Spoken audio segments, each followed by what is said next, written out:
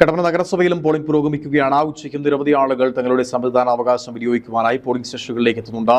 വിശദാംശങ്ങളുമായി നിജിൽ ചേരുന്നു. നിജിൽ, പ്രധാന നേതാക്കൾ ഉൾപ്പെടെ രാവിലെ തന്നെ വോട്ട് രേഖപ്പെടുത്തിയിരുന്നു. ഈ മണിക്കൂറുകളിലെ പോളിംഗ് ശതമാനം എങ്ങനെയാണ്?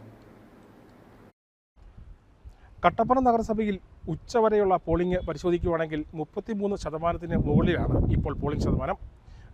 രാവിലെ മികച്ച രീതിയിൽ പോളിംഗ് ഉണ്ടായിരുന്നു. എന്നാൽ ഉച്ചയോടെ ഈ പോളിംഗ് കുറയുന്ന ഒരു സാഹചര്യമാണ് ഉണ്ടായത്. എന്നാൽ വൈകുന്നേരത്തോടുകൂടി കൂടുതൽ ആളുകൾ എത്തുമെന്നാണ് പ്രതീക്ഷിക്കുന്നത്. കട്ടപ്പനയിലെ പ്രധാനപ്പെട്ട നേതാക്കന്മാരെല്ലാം രാവിലെ തന്നെ വോട്ട് അവരുടേതായ ബൂത്തുകളിൽ രേഖപ്പെടുത്തിയിരുന്നു.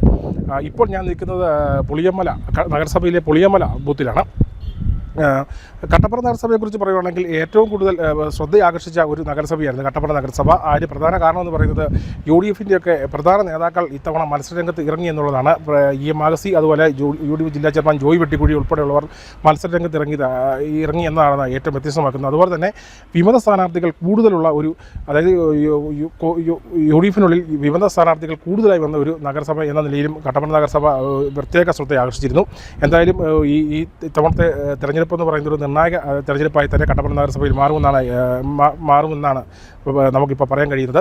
ഏതൊക്കെയാലും ഉച്ചവരെയുള്ള ഒരു ചിത്രം പരിശോധിക്കുകയാണെങ്കിൽ പോളിംഗിൽ ഉച്ചയ്ക്ക് ഇപ്പോൾ മന്ദഗതിയിലാണ് പുരോഗമിക്കുന്നത്. വൈകുന്നേരത്തോടുകൂടി പോളിംഗ് കൂടുമെന്ന പ്രതീക്ഷയാണ് ഇപ്പോൾ ഉള്ളത്. നിതിൻ.